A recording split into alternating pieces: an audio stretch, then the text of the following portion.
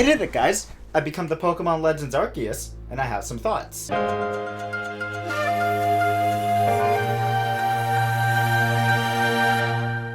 I normally pronounce it Arceus. I don't know why I said Arceus there. If you watch my anticipated games video, you would know I just assumed people would either overrate or overhate this game. Honestly, I was just expecting a 7 out of 10. Nothing insultingly bad, but nothing mind-blowingly good. But people who got early copies of this game were speaking so highly of it in a way I've never seen for Pokemon. And yeah, this game is fun, like really fun. I had a great time with it. So let's talk about my complaints first. The pop-in is pretty rough. I'd rather have this than massive frame drops throughout the whole game. It's still some of the most noticeable pop-in I've seen in a game in a very long time. But it's not the most annoying thing in the game. Pro tip, if you're talking to someone about this game and all of their complaints center around the pop-in and not once do they bring up the inventory upgrade, they did not play the game. It is by far the most annoying thing in this game. You have to pay this dude to increase it by 1 slot, and each time you buy it, it goes up in price. It starts out pretty low, but a quick trip to Cerebi will show you it ramps up at a rate greater than you're getting money. I think it's the game's biggest issue, because even after beating the game, I felt like I needed more inventory slots. I think I have 40 something at the time of recording too, and it's just costing a dummy amount. One thing I was disappointed about was when I found out the game wasn't one big open map, but I grew to accept it as I played the game more and just saw its structure. It's not about exploring this big open world.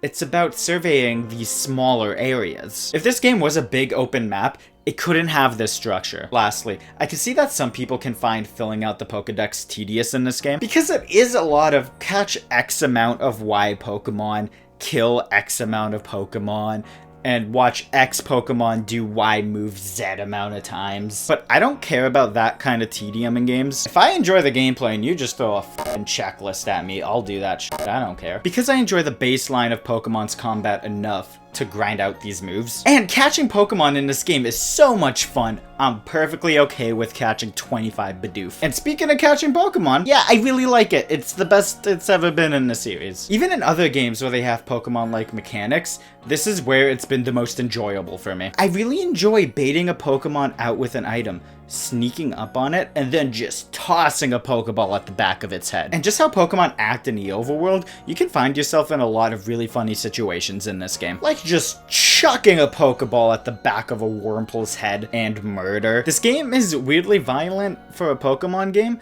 and they constantly talk about death. Traversing the map starts out pretty bare bones.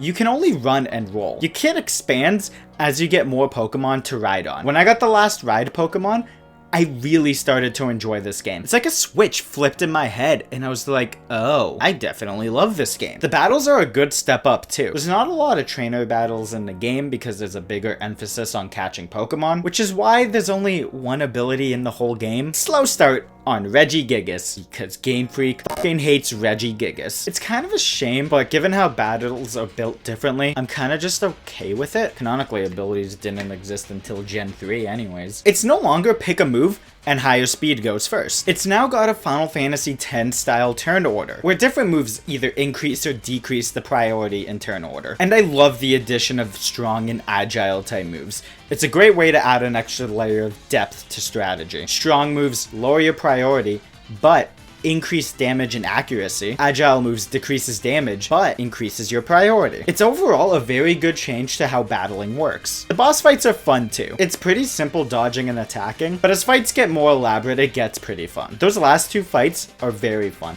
especially the post-game boss. Easily one of the best boss fights in any Pokemon game. And sometimes when you're battling trainers with multiple Pokemon, instead of sending them out one at a time, you have to 1v3 them, as an example. The story is pretty good. It's nothing mind-blowing. It's just a fun Pokemon story. Pokemon games had a track record for a bit where the stakes got weirdly high, and this is the first time I felt them since like Gen 5. Turns out a giant space-time rift might be an issue. It just gets fun. I enjoyed my time with it. I really appreciated a lot of the quality of life stuff they added. When a Pokemon is ready to evolve, you have to go into a menu and do it. So if you don't want to evolve the Pokemon now, you don't have to click B every single time it levels up. Moves can be swapped out at any time instead of having to go to an NPC and give them a specific item. And it's very good having a basic RPG mechanic like that not be so tedious to do. Imagine in Final Fantasy VII, if you wanted to switch out materials, you have to grind out for an item and then head over to Wall Market to do it. One of the best things about the game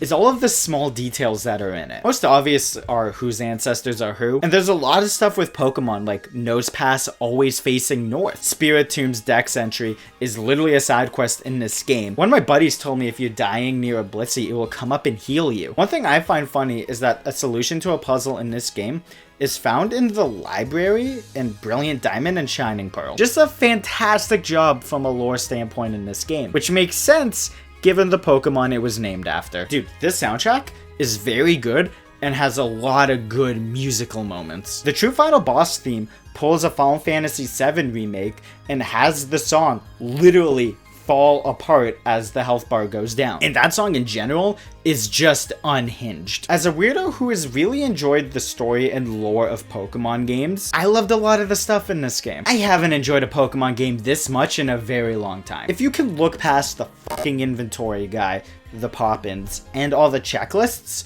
you will really enjoy this game. And I completely understand if people don't like this game. But me personally, I really liked it. That's why I think it's an 8.5 out of 10. I'll bump it up to a 9 if they fix the inventory and the pop-in. In every aspect, this is the Pokemon game I've always wanted. And it's definitely the most fun I've had with this series in a very long time. Possibly ever. Do you agree? Think I'm an idiot? Comment down below.